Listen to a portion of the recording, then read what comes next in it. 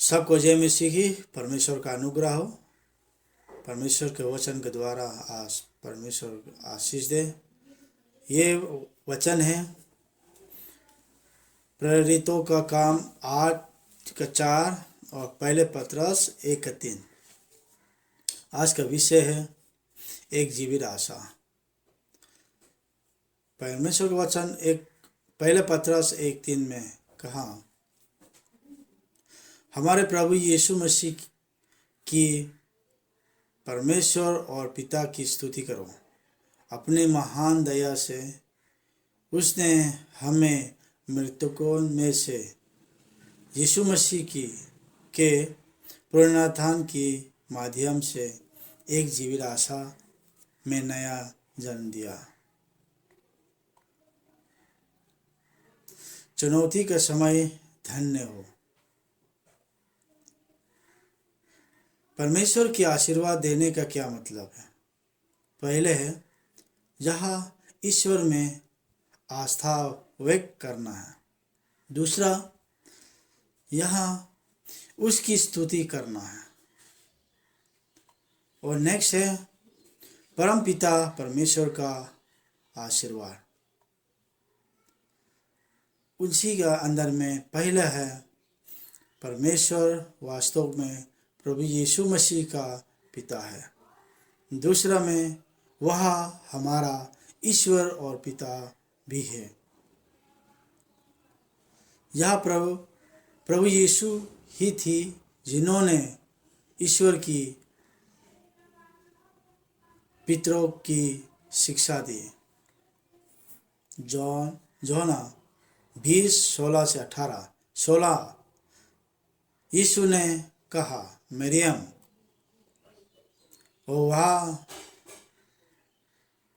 और उसने कहा रोबिनी, मतलब इन शिक्षा। 17 आय में यीशु ने उसके कहा मुझे मत छू, क्योंकि मैं अब तक अपने पिता के पास ऊपर नहीं गया, परंतु मेरे भाइयों के पास जाकर उनसे कहो, मैं अपने पिता और तुम्हारे पिता और अपने परमेश्वर और तुम्हारे परमेश्वर के पास ऊपर जाता हूँ। 18 आयत में ये बोला है। मरियम मगदलीनी ने उनकर चेलों से कहा कि उसने प्रभु को देखा है, और उनने उनसे भी बताया। पहला, प्रभु ने ईश्वर को पिता कहकर संबोधित किया। दूसरा में वो हमारा परमेश्वर भी है और पिता भी है। तीसरा में इस कारण से हमें धन्य कहने में सक्षम होना चाहिए। अगले विषय हमारा है god work to be appreciated. परमेश्वर की कार्य की सराहना के जाने चाहिए। इसमें परमेश्वर का वचन यूहन्ना 1:12-18, इसमें हम लोग देखें 12 में इस प्रकार का, परंतु जिन्होंने उससे ग्रहण किया उसने उन्हें परमेश्वर की संतान होने का अधिकार दिया, अर्थात तुम्हें जो उसकी नाम पर विश्वास रखता है। 13 में हम लोग ने देखा है इस प्रकार वचन बताए, जिन्होंने खून से न शरीर से की इच्छा से न मनुष्य की इच्छा से, परंतु परमेश्वर से जन्म है। पहले पॉइंट है, इसी वचन के द्वारा हम लोग ने देखा उसने प्रभु यीशु मसीह का दुर्वाह हमें अपने संतान के रूप में उत्पन्न किया है। दूसरा में उसने हमें एक जीवित आशा भी प्रदान किया है। पहले दूसरा में इसमें पहला है प्रभु यीशु मसीह की माध्यम से है। दूसरा वह उसकी मृत्यु में से पुनरुत्थान के माध्यम से है। तीसरे में why this call a living hope, इस एक जीवित आशा क्यों कहा जाता है। पहला है ये विश्वास की आशा है,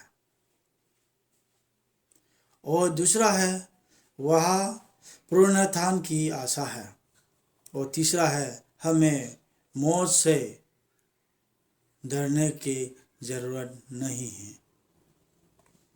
द प्रॉब्लम मैनिफेस्ट, समस्या की समझना कैसे समस्या का सामना कई लोगों को करना पड़ता है। पहले हमारी आशा में कौन कौन आशा होता है। हमारी आशा में है संसारी आशा, मानव आशा और आशा की सीमित समय होता है। दूसरा में स्वर्गीय आशा। स्वर्गीय आशा में हम लोग ने 3 प्रकार का है। स्वर्गीय आशा में वह कई लोगों के लिए बहुत वास्तविक नहीं है। दूसरा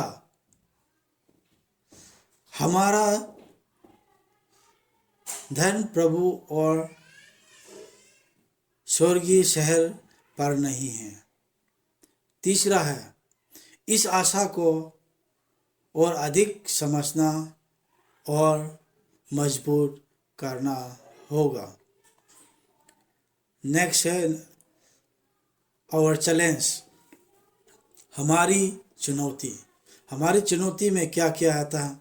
हमारी चुनौती में हमको क्या सीखना चाहिए। हर समय में परमेश्वर को धन्यवाद देना सीखे।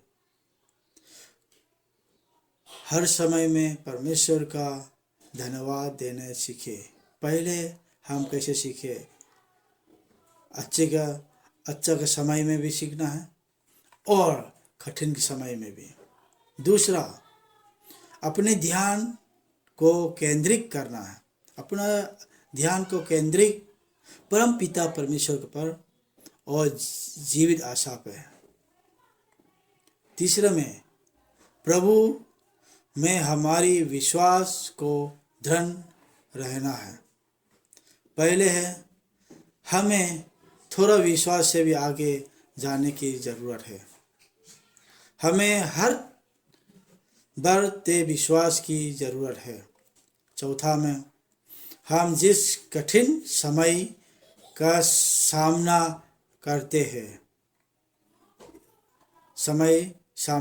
हैं इसमें पहला है वो हमें एक मजबूत विश्वास विकसित करने में मदद कर सकते हैं। दूसरा है हम जीवन की प्रति अधिक गतिशील दृष्टिकोण अपना सकते हैं। यही हमारा परमेश्वर का वचन है और